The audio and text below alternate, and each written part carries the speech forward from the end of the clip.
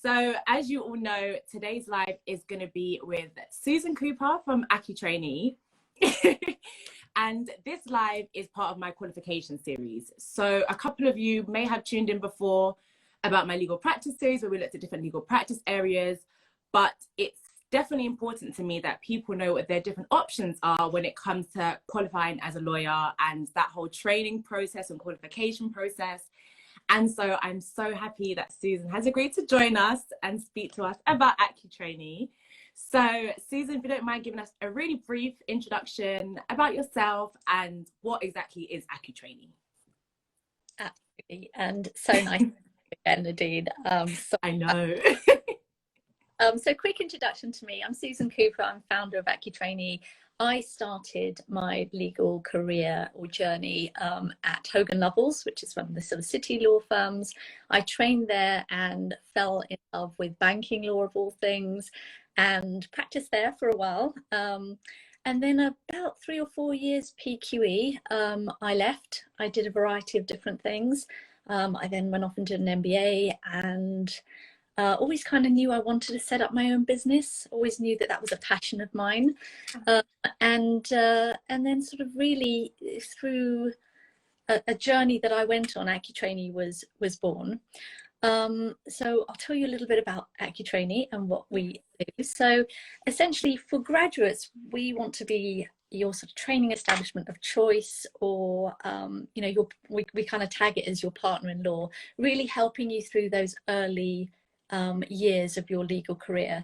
To our clients, we're really a sort of flexible resourcing provider. So we offer paralegal opportunities, training contract opportunities, QWE opportunities now, as well as after post-qualification. So we really want to be with you and help support you and develop you through those very early years in your career, where you'll then go off and fly and do lots of wonderful different things, I'm sure. So that's kind of Accutrainee in a very broad nutshell. I'll go into a bit more detail maybe. Yeah, of course. We'll go into each little bit as the live goes on. But I think it's definitely interesting that you started off in a well-known private practice firm, left there and then decided to kind of set up an alternative, a maybe less traditional training process, but something that definitely does meet what students, what applicants need, which is a bit of flexibility, variety, amongst other different things. And so what I would say is, what is it that you think is different about Accutrainee? How is it different to other maybe private practice or in-house positions? And what do you offer candidates as it relates to training contracts? Sure. So look, when we launched, which was nearly 10 years ago now, which is unbelievable, we kind of came onto the legal, very traditional legal market with a big splash. Mm-hmm. Suddenly we were trying to do something different. We wanted to do something different with training contracts. My view was the traditional training contract was broken to some extent. I wanted to fix it because I could see there was a lot of fantastic talent that we were losing to the, you know, from the legal market. They were going off elsewhere because of this struggle that so many people find in securing a training contract. So when I sort of looked at what the training contract model looked like, there was a lot of inflexibility, a lot of inefficiency, a lot of reasons that would hold a company back from wanting to take on a trainee. So I kind of wanted to blow that slightly out of the water. And so in essence, we had quite a long, let's say, dialogue with the SRA, the authority, to explain what it was we wanted to do and introduce this new model whereby we essentially act as, in a way, a bit of like the middleman. So we take on, we're the only organisation that is registered by the SRA to give training contracts, where we do not, we're not in ourselves a legal service provider. Our sole purpose at the time was to create opportunities for trainees so that they could qualify. So we got that registration, and then obviously we put together essentially training contracts for our trainees, but they're quite bespoke. You know, they're very different. Mm-hmm. Trainees don't work with us because we're not not an in-house legal team. What we do is find secondment opportunities for them. So they come to us, they start the training contract, they could go to an in-house team for 6 months, they could then do 1 year at a law firm and go back to another in-house team, they could do 2 years at a law firm, they could do 4 different organisations for 6 months each. And all of that, as we're kind of going through and taking someone through the training program, we're talking to them about what it is they're looking for, what they're interested in, what they want to do, and essentially working with them to try and develop the best training plan for them that will go on to help them kind of you know, skyrocket hopefully after they qualify. So what we offer is very unique, it's very bespoke, yeah, so that's our trainee bit. And obviously more recently we expanded that out in terms of offering paralegal opportunities and NQ opportunities as well. Amazing. No, I came across Accutrainee last year, and that was definitely what got me, because I felt like throughout my legal journey, I really just wanted to experience a number of different law firms, a number of different in-house positions, a number of different areas of law, because you don't really want to settle too early, because you don't know what you like, you don't know what you would prefer to do. So to have a training contract that is flexible enough for you to spend a bit of time in-house or a bit of time private practice and kind of get an understanding about what it is you really want to do with the next 40, 50 years of your career is such an important quality and an amazing quality about Accutrainee. So I think that, like you said, no one else does it. So I think it's done it very well. I think one question that I got with regards to your training contracts was whether there was any strict dates in terms of when people can apply, because like you said, the traditional training contract route is quite rigid. You have set dates, and if you miss that deadline or you don't make it through that application round, then it's a whole nother year before you can try again. What is it like with Accutrainee? When can you apply? Anytime you want. You think application is going to be strong. So we don't have any deadlines. Now we are on various different profile providers, and they insist that we have to have a deadline in there to basically to be able to submit our profile, but we don't have any deadlines. We go through the selection process all year round, and the reason is because our trainees start every month of the year. We don't have a September and March intake because work happens every month of the year. It doesn't just happen, you know, you don't get peaks and troughs in just that in those 2 months. So our trainees literally will start every month of the year. The other thing that really attracts people to our training contract is that there's no sort of typical 2 to 3 year wait. You know, a lot of our trainees or future trainees will come to us, go through the selection process. I think the quickest we've had someone start a training contract is about maybe 6 working days or something like that from when they had the assessment. Wow. It was a bit of a mad rush, but you know, you know, fell into place all at the same time, and so that worked really well. And so we don't have that, and that's particularly suitable for people who perhaps have already done their LPC. It might be suitable for people who really know what it is they're looking for, or have already got some paralegal experience, for example. But also, of course, we get lots of applications from people who are, you know, who are looking at it in the distance, who are maybe in their 2nd, 3rd year of their LLB, etc. Absolutely, absolutely. So I think what you just touched on, or another question that was kind of along those lines, is obviously now we've had another massive change in industry where we've had the introduction of the SQE. So now everyone's looking at law firms and different companies thinking, how does that change? How does what we thought the legal journey would look like, how has that now changed with the SQE? Has that had any impact on how Accutrainee work and how they help candidates to that qualification stage? Yeah, look, I mean, the SQE is a really interesting one, and something followed for perhaps the last 7 years, I think, when it's been mooted, and you know, we've been involved in all the consultation. What came out of the SQE is quite interesting, because if you look at the qualifying work experience, which is the training contract bit, all of a sudden, you know, we have this new methodology whereby you can actually do your qualifying work experience in up to 4 different organizations. You can go into different places, you can have gaps.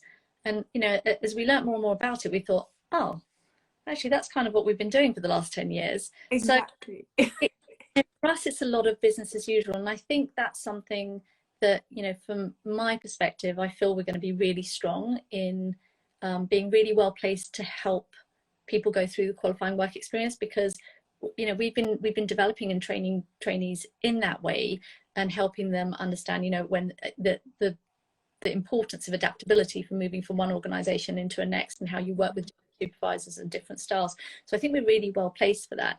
But yeah, of course there's going to be some changes, definitely. You know, there have to be. But it depends on what kind of candidate you are. I'd say it depends on who you are. And that's the really interesting thing about SQE, because you're going to have the trainees that will essentially do a training contract in a law firm in much the same way as they always have done, but it will be qualifying work experience. And you may or may not do your part 1 and part 2 before your qualifying work experience, or one before, one halfway through. Everyone's going to do it slightly differently. But then you're also going to have a lot of students out there, and I think these are the ones that I'm particularly sort of focused on in a way. A lot of people who won't go through that traditional route and will decide that they want to do the SQE. And what's really different about the SQE and the training contract is all of a sudden that training establishment that is responsible for you, that is required to take care of you, that's required to ensure that you're doing the right things that you're supposed to do, falls away. That's not necessary in the SQE. So all of a sudden we've potentially got a lot of these students, I feel like, kind of a bit out on a limb and being told like, yeah, these are the hoops you've got to jump through, off you go. And from working with trainees for the last 10 years, I think that's quite a big ask, to be honest. I've looked at lots of SQE literature. I've looked at lots of different providers. I sort of sit there and go, oh my God, what does this all mean? Who's doing what, and how does that course work? So, and you know, and I'm a bit old, and I've done this for a long time. I think, you know, for someone fresh out of university, it's going to be a bit of a minefield. So, you know, part of our role as we see it is supporting and helping people through that journey. And that's really what we'll continue to do. Amazing. So part of the supporting candidates through their journey, obviously you mentioned that because you don't do the training contracts within Accutrainee, you kind of outsource. How do you support candidates in that process? So what is the process of, you know, deciding where a candidate goes and then how they progress, or what does that look like? I mean, the training contracts are with us. The outsource bit, kind of where they do their work-based learning. So we are responsible for them. We're ensuring that they're doing the right types of work, they're getting the right development, they're getting the right mentoring, the right support. So, you know, that is very much kind of done by us. Of course, you know, the day-to-day, when you're out in an organization, of course, you're allocated a supervisor. That supervisor is responsible for making sure that, you know, you are getting fed back what you need to be fed back, and you're learning, developing, and things like that. So it's kind of a sort of three-party agreement in a way. I'm not sure if I've answered your question fully. No, you did, because as you said, you do support candidates, because even though you outsource them, you do all the mentoring and the feedback and stuff in-house. So no, it does make sense. It does make sense. So what if someone was to apply to Accutrainee, what does that recruitment process look like? Because I often get a lot of messages from people who say, oh, I didn't apply to such and such because I was scared of doing a psychometric test, or I was scared of this or that. What does the recruitment process for Accutrainee look like? So currently we have no psychometric tests, so maybe that will be good. Tested and applied to us. It's not an easy process. I would be lying if I said that it was. It's not. we have, you know, people make applications online. Those are screened. They are all screened, and they are certainly not screened based on any particular criteria. They are screened in their totality. If you're successful, you have an HR interview. If you're successful at that stage, you have an assessment centre. The assessment centres cover some of the usual culprits. You know, you've got competency-based interviews, you've got presentations that we ask candidates to prepare and deliver, answer questions on, commercial awareness exercise. Pre-pandemic, we also had a written attention to detail exercise. That's slightly changed since the pandemic, and now we're going back to something online. But you know, and then sometimes we will invite people to, you know, in quite unusual cases, I guess, we may invite you to a third round interview. And there's a really good reason for that, because many times we see an awful, you know, we can see loads of potential, and it's quite hard to, you know, these are difficult decisions. No one can demonstrate everything there is about them in a couple of hours. Sometimes there might be candidates that we feel like there's really something special, but there's something like that might be holding us back. You haven't quite got yet. Like you haven't, you know, you haven't seen it, but you're confident it's there. And you know, and instead of just going, oh, they didn't show it to us, we invite them to a third round and say, look, this is what it was. This is the feedback. This is what you did really well. This is what I think, you know, we want to just get a bit more on. And hopefully that's a bit more relaxed and we just have a bit more of a chat and give the candidate an opportunity to demonstrate that to us. And you know, and I think one of the big myths when you said about people being nervous about going into, you know, applying for places, there are very few, I think, you know, sadist interviewers out there. We all want you to do really well. You know, we're not, that's kind of the goal. We're kind of sitting there most of the time willing you to go, oh, no, you know, that's that's on the right track, keep going.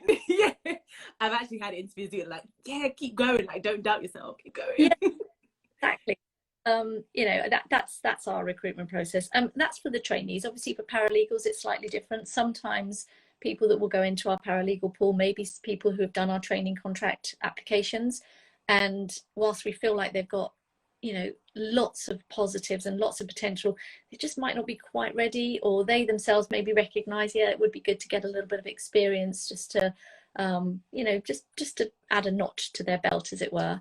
But they apply straight for our paralegal opportunities as well, and that's not a full assessment center or things like that. That's a slightly shorter process, but still quite thorough. Amazing. No, amazing. I think going back a little bit to talk a little bit more about the training contract, because a lot of people, most people, all people should, when they decide what firm they want to apply for, they apply based on, you know, what the firm is really good in terms of practice areas or what seats they may be able to do.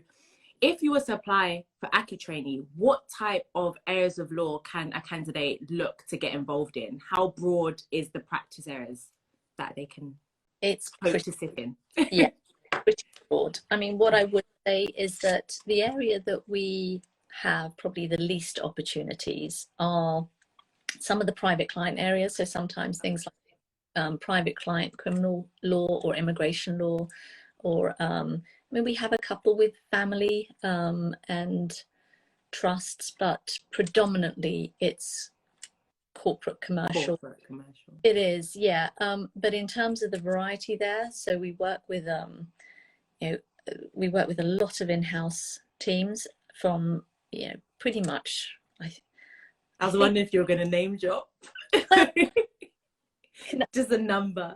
You know, the reason why we kind of in the past, historically, we've been quite cagey, because what happens is, you know, someone will find out that, you know, we've got a trainee at well, a really popular one is the Football Association, for example, so the FA, and you know, and then they come, they're like, that's where I want to be, and I'm like, well, we've just placed a trainee there. Yeah, they may not need anyone for a little while. Yeah, not gonna.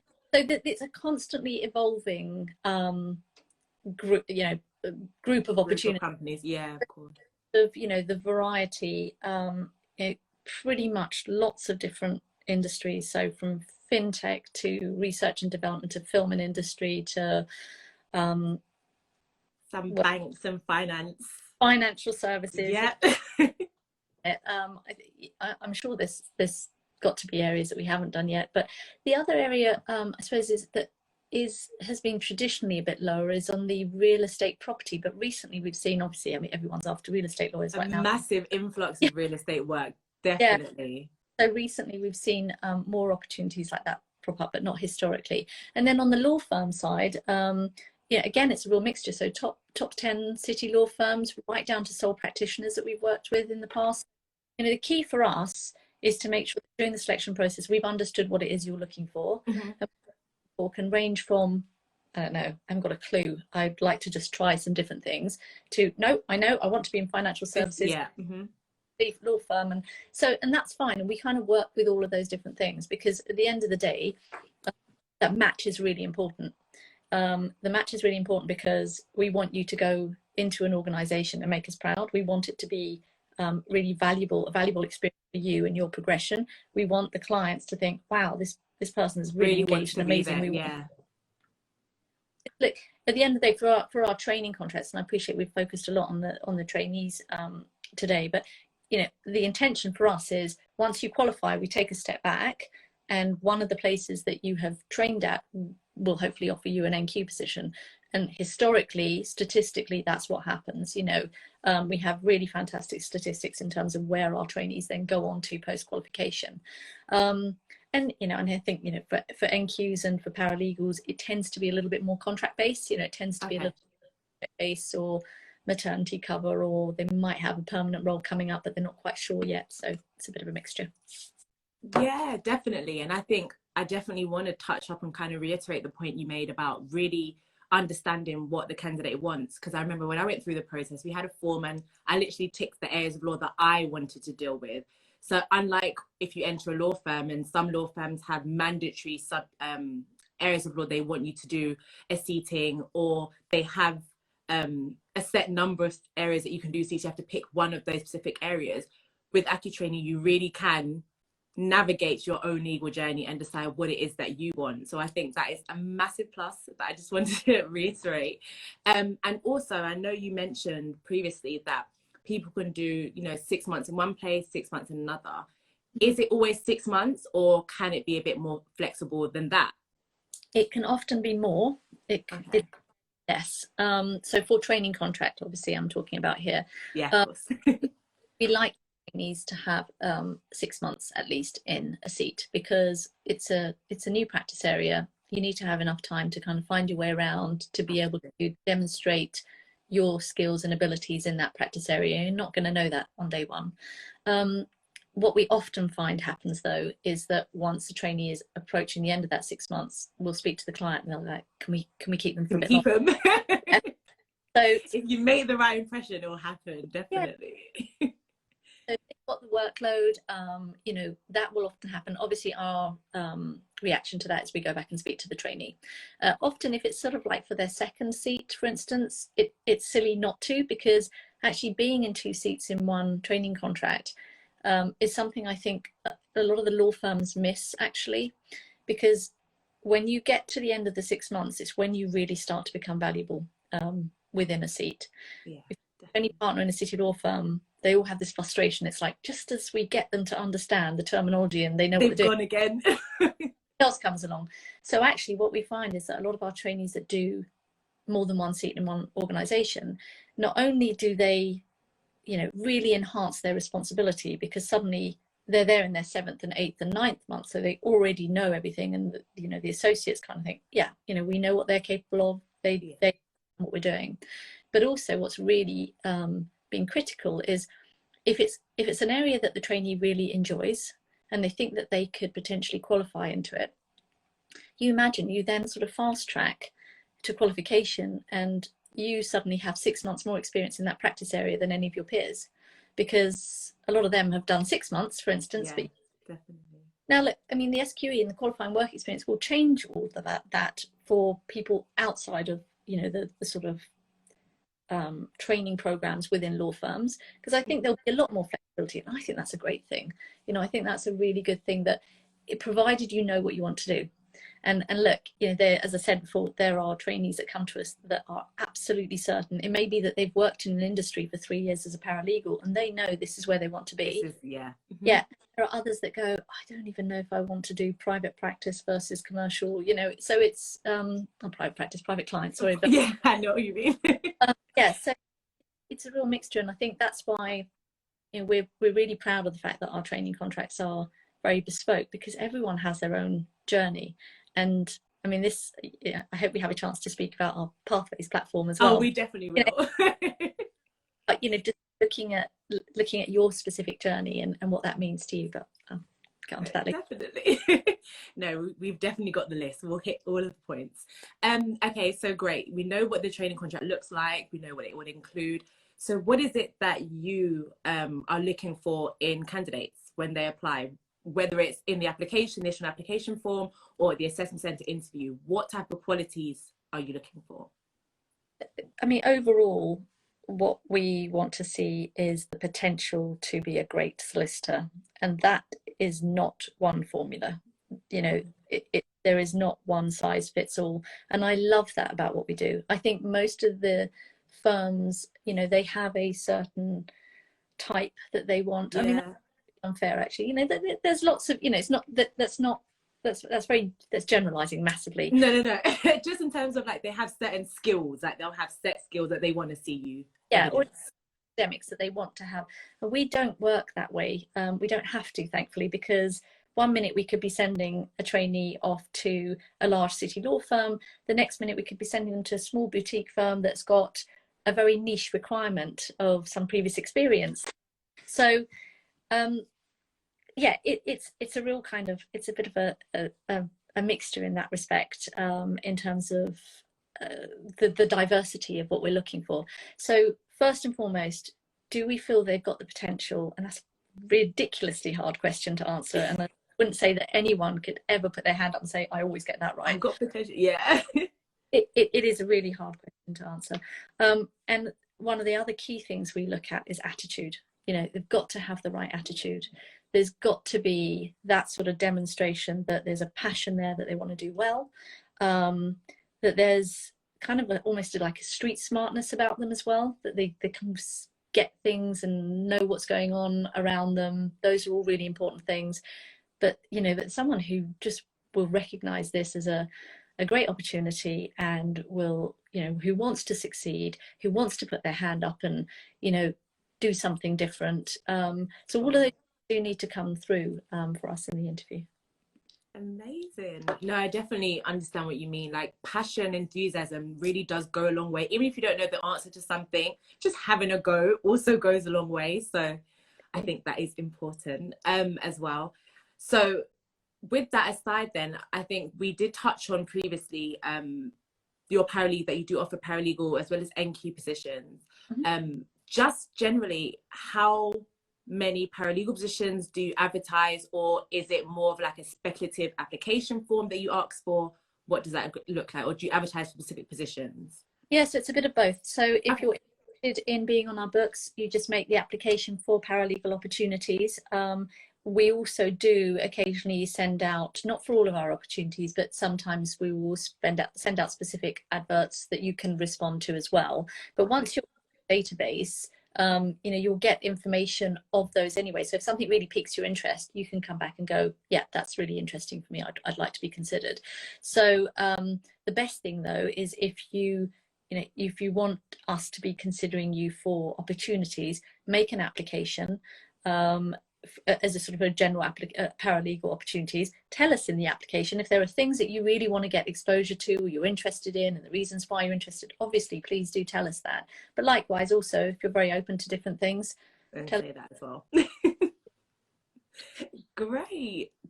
Okay, so to go back to what we were both excited to talk about, but which we didn't want to get onto at the time, pathways. Let's talk about that. Tell me about pathways. Tell us about pathways. Pathways is, you know, you might think that I haven't entered the 21st century with how I got onto the line. The Instagram line. And I have to put it out there for anyone who does look at our Instagram account. Please note that our very first post was made today. So we're building on our Instagram account from as of today. But Pathways we're really excited about. We're hoping it will be launching in the next few weeks, and it's really a response to a couple of things. One, a kind of a nod to the fact that we want to be your partner in law. We want to help you through that journey, and two, a nod to the fact of what I mentioned before about the SQE, where I think there's going to be quite a lot of confusion in the market, quite a lot of uncertainty. And again, I'm not talking about perhaps a trainee that's going to Linklaters or something that's going to be, you know, very well cared for and looked after, but actually some of those individuals who haven't secured a training contract and think, okay, well, I've got some paralegal opportunities, I want to use those as qualifying work experience, I'm going to do this myself. So Pathways is a platform that we've designed for graduates. It's you know, completely free. If you're interested, please register your interest through our website at www.accutrainee.com. And it's in my bio if you forget. What Pathways is designed to do is several things. So first, you know, you input some questions and it will essentially create the sort of bespoke qualification journey that you're taking. So whether you're doing a training contract, SQE, whether you've done the GDL, you know, whether you've already done part one, whether you haven't, whether you've done qualifying work experience, and then it's a series of platforms that will help with all the different things that you need. So for instance, there's a place where you can put all your qualification documents, because what I know from when we have people who do join our database, it's suddenly like, well, can I have your A-level certificates? And it's like, oh, where are my A-level certificates? Honestly, it is the most frantic search ever. So, when I first did an application, they asked for A-levels, I thought, you have to be joking, because I did it was like when 2009. Yeah. I was like, I can't find that. You know, and the idea is that in your own time, casually, you can add this stuff all securely in one place. What's really key about it, though, is that when you're going through qualifying work experience or a training contract, you have a means of recording accurately the experiences that you're gaining.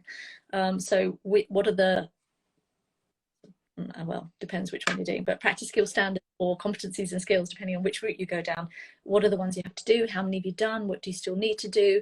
And it really just helps you get a really clear snapshot of, okay, at this point in my journey, I've done a lot of drafting and negotiation skills, for instance. I could do a little bit more of X, Y, and Z. And then it goes on further to then sort of look at potential courses that you could take. So whether you feel like you've got some areas that are slightly weaker that you want to sort of brush up on, work on, yeah. Potential SQE providers as well, and having links to them and some discounts to some of the courses as well. So there's a bit of a mixture. If you join us and you actually become one of our trainees, there's a whole raft of other things that the pathways do, but they're all kind of unlocked as you go through the process. I hope that makes sense. No, it does make sense. And as you said, it is so useful for two reasons. As you said, keeping everything in one place, because it is manic otherwise. Honestly, yeah. I was looking everywhere for the certificates. But then also just as a reflective tool, because even when I did a video about vacation scheme, just keeping a log of what you're doing and what you're learning and what you still want to do, what you still want to work on is so important as you navigate through your legal career. And so I think pathways sounds great. Don't you? Not just want to get, you know, your qualifying work experience confirmed, but also when you go into the jobs market, you want to have something that will show you, oh yeah, I did that too, and oh my god, yeah, actually I did quite a lot. Exactly. And that, you know, partly pathways is to try and encourage people in this new world of qualification to not just settle for ticking boxes, not just the bare minimum of what the SRAs ask you to do, but actually to get yourself ready to being a really well-rounded, fantastic solicitor that's massively employable, and then you're going to go into the jobs market and, you know, the world is your oyster. Whereas there is the risk, you know, you could theoretically do quite poor quality qualifying work experience that ticks the boxes, and you might pass part two, but then when you come to look for a job, future employers are going to look at your CV and go, but all you did was, you know, 2 years in a data room. That's not going to really. So it's sort of designed to try and help you navigate through that and give a bit of support on all of that. Amazing. So I think the last question that I think would be good for us to touch on, and that I got quite a lot of questions on, is generally what tips would you give to candidates who are looking to enter the profession? Because I think it's really important that people seek advice and get some feedback as to what they could do better or how best to navigate certain things. What advice would you give to anyone either applying for training contracts or paralegal role, or just the legal journey in general? That's a really tough one, because obviously everyone comes at it from a slightly different angle. Absolutely. One of the things that I often frustrated about, you know, when people come to us and we talk about their, you know, their application journey, that what, you know, what is it they've done to secure different roles, and it always amazes me how sometimes people have been very fearful in the early stages, you know, and they're reluctant to make applications because they're reluctant, you know, they're nervous about getting rejected. You know,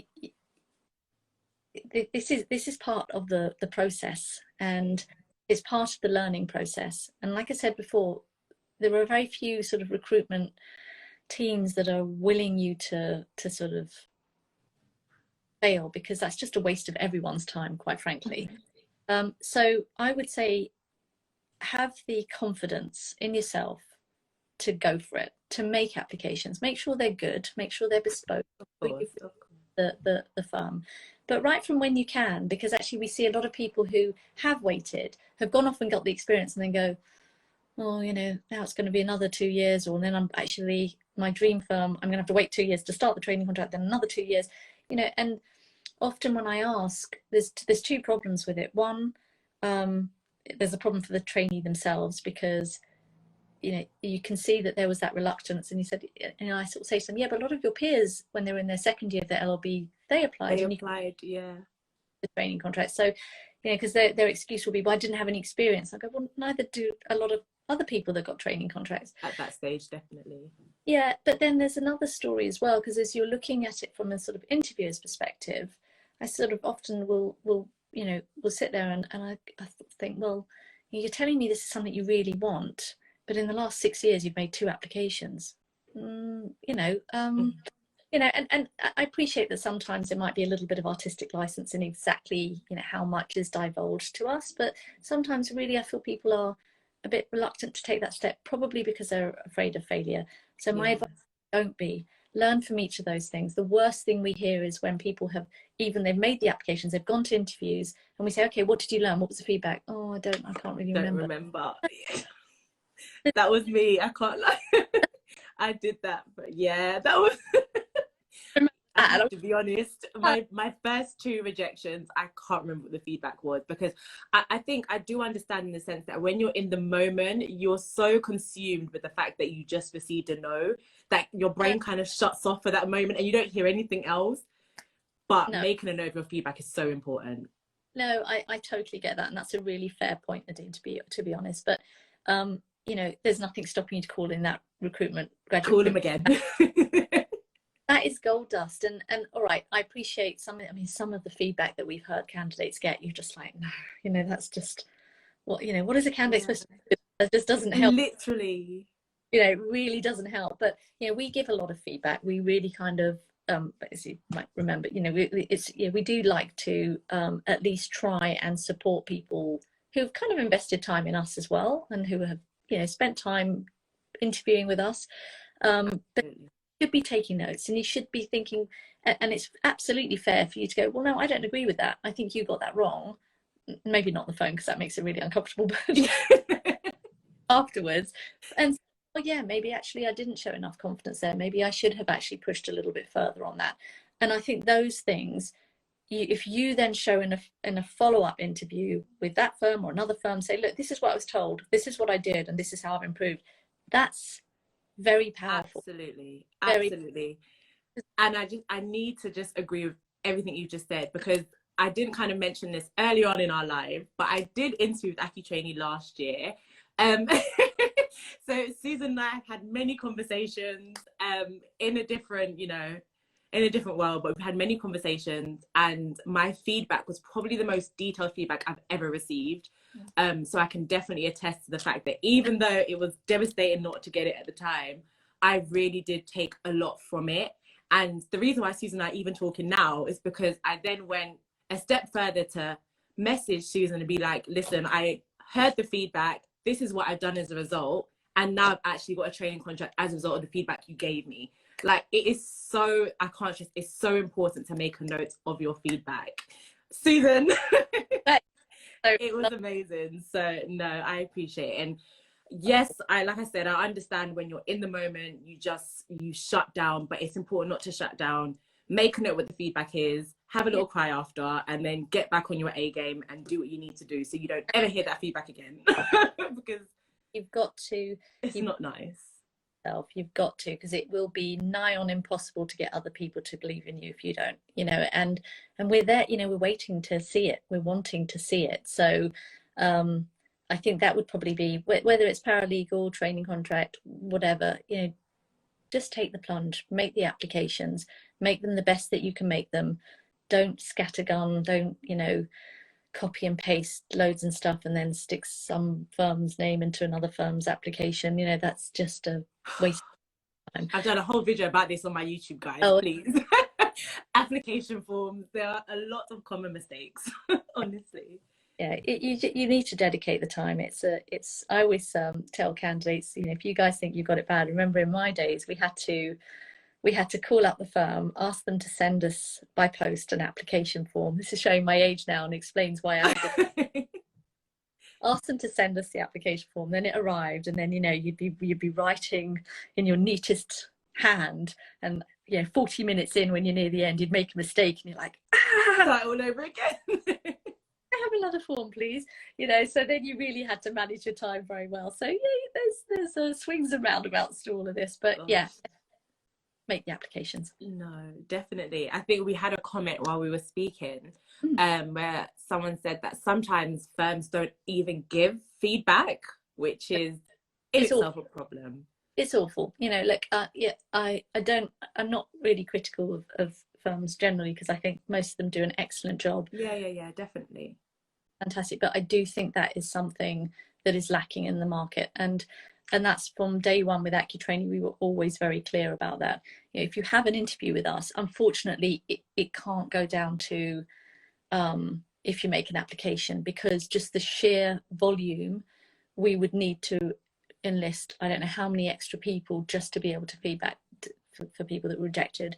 But if you have an interview with us, we give full and frank, you know, feedback. Not indeed that there was just someone else that was a bit better, and, you know, and everyone was really great. And yeah, I know that is often the reason, but you can still break it down as to why one candidate, maybe even if they were brilliant, there's always room for improvement. So even if you're just suggesting to them, look, maybe you can consider this and do this next time, you know, I hope that kind of helps to some extent. Absolutely. And I think just on that point, if you do get a recruiter who says, you know, there was just that little bit extra the other candidate gave, then feel free to ask what that extra is, or what more you could have done. Like, you know, press them a little bit more for a little bit more detail, because otherwise you're not going to know how to learn going forward. So yeah, sometimes don't let them off too easy.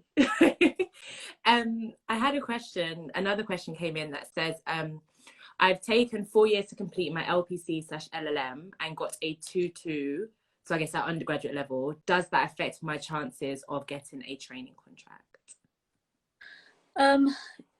Generally, overall, it's going to make things harder, I'm afraid. You know, there will be lots of organisations out there that will have cut-offs that they won't look at a 2-2. I mean, if you have mitigating circumstances, always, definitely, comfortable disclosing it.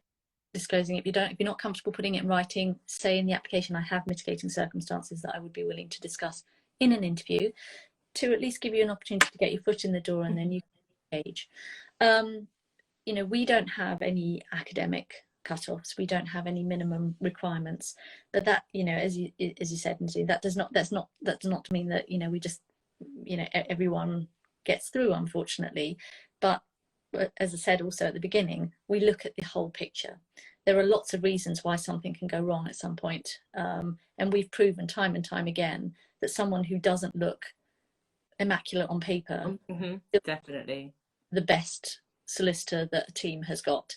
And we've shown that time and time again. And it's it's understandable, because all of us, you know, Accutrainee, all the law firms, we all receive thousands of applications every year for quite a few places.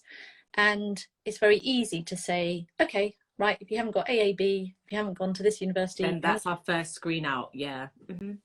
And it does make things a lot easier.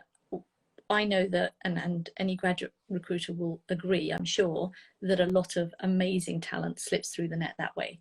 And in a way, that's, you know, to some extent what Accutrainee has been really successful at, because a lot of the people that do come to us, a lot of them have actually completed the LPC. They have struggled to get a training contract at times. They have come across obstacles. They have come across issues or challenges. And it's an opportunity for us to discuss with them, you know, what those challenges were, and whether we feel like we can kind of just help you get the foot in the door. Because in many instances, when we have training contract opportunities, the first thing I will say and ask the client is, look, is there any minimum requirement? Can you leave that to me? And thankfully most will say yes, because they know they've gone through our selection process. And I will say to them, they won't all look the same on paper, but we feel that each of these candidates would make amazing trainees. So, you know, we've had people go through that have had 2-2s, that have had not very good A levels, that have really, you know, something's happened along the way, either out of their control, or they put their hand up and went, I messed up, you know, because we all do. You know, we're all human and we all make mistakes, but that should then stop you from having the career that you passionately want to have. Absolutely. Great answer. Okay, let me see if there's any more questions. Okay, yes, I have received another question, and the question is, how many candidates do you take on? No answer to that, I'm afraid. It's based on it's all based on the opportunities that are coming in. So we have no maximum, we have no minimum. So currently our cohort's kind of large law firms, city size, so around about the 40s. So it's but that again, it's a bit like when I say, oh, we've got the FA as a client or something, or you know, anyone. That's next year it could be different. It's very much down to where we have and where we've identified a trainee opportunity. You know, we will look to getting someone into that opportunity. Amazing. So if someone decides to apply and then there's a little bit of a wait, will the wait be long? How will a candidate know how long it will take for them to be in a position? Because you don't have the rigid set of you have to wait 1 year or 2 years, because it is so flexible. Is there a average wait maybe? Yeah, no, I don't think there is any average. As I said, you know, we've had people start their training contracts very quickly. We've had people on our books for more than 2 years and we still haven't started them. So that's why we've got a very, very clear message to all of our candidates. If they're successful on our database, that does not mean they put all their eggs in one basket. That does not mean they stop applying elsewhere. We actively say to them, look, you know, tell us, you know, if there's something we can do to help. I think, you know, at times we've sort of even given interview advice and things like that. It doesn't matter, you know, the goal is for you to qualify. We want that to happen through us. Of course we do, particularly if you've successfully gone through our selection process. Of course. You're an amazing candidate, but the last thing we want to do is slow you down from your journey, you know. So I kind of get a bit cross sometimes when I've had it once or twice and they're like, yeah, but you're looking for me. I'm like, no, you know, happen for another year. You're going to miss another whole application window. Yeah, crazy. So yeah, there really isn't, and look, it's largely based also sometimes on what you're looking for. So we are more likely to be able to find suitable opportunities for you if you're looking for a corporate commercial seat in London, as opposed to I want to do a very niche area of sport, but only in Leeds. You know, it's so those kind of things do limit the opportunities, and even, you know, that bespoke nature of what we offer. We do say to people, look, we will work within your parameters, but the more rigid you are, the longer it's likely to take. The longer, you know, and that's your call. You know, it's your journey, and we'll listen to that, but we will also advise you and guide you and say, are you sure? You know, this is very similar. It's a good starting point, but ultimately the decision's yours. Amazing. And then I have one more question, which I think will be our last, and it is, how do you demonstrate diversity and inclusion? How do we demonstrate it? Well, we have fantastic diversity statistics. Inclusion is a little bit harder for us because ultimately the inclusive part needs to be managed by the organisations that you're seconded to. Yeah. Are going to. I mean, one of the things we're really proud of earlier this year is that we launched our Accutrainee scholarship program, and we've already got 5 scholars that have started contract, so I'm absolutely delighted. And that's very much, it was from looking at not just our statistics, but statistics across the legal profession.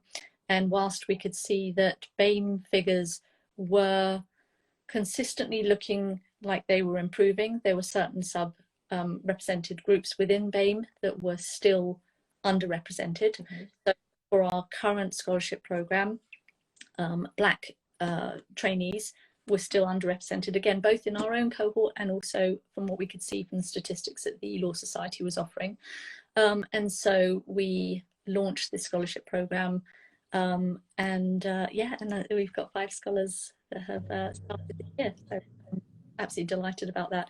I don't know if that's answered your question. I guess the sort of you know, we have always sort of had very, very good statistics in that regard. I think because we do look at I mean, well, I say we do. I mean, the one area I think we would really love to improve even more on is perhaps sort of candidates with disabilities. You know, that's something that I would like us to focus on a bit more next year if possible. So yeah, I hope that answers your question. Yeah, perfect. Okay, I think that's all the questions that have come through to me directly. So I think we'll leave it there. But thank you so much, Susan, for agreeing to do this live today. I think it was as informative as we wanted it to be. So yeah, thank you so much. And at the beginning for the slight glitch, and if you want to be like our second and third follower on our Instagram account, do that. absolutely, guys. The Accutrainee Instagram is now live. I did tag them in my Instagram story today, but I will also add them to the poster, and so you will see them there. Yeah, follow, and then apply. That you have nothing to lose, everything to gain. So thank you, Susan. Have a great evening. Thank you, everyone who's still logged in with us. I will keep this on my Instagram story the rest of the night, and then I may put it on my YouTube. I'll talk to Susan and let you know. Thanks so much, guys. Thanks, everyone. Have a good night. Bye.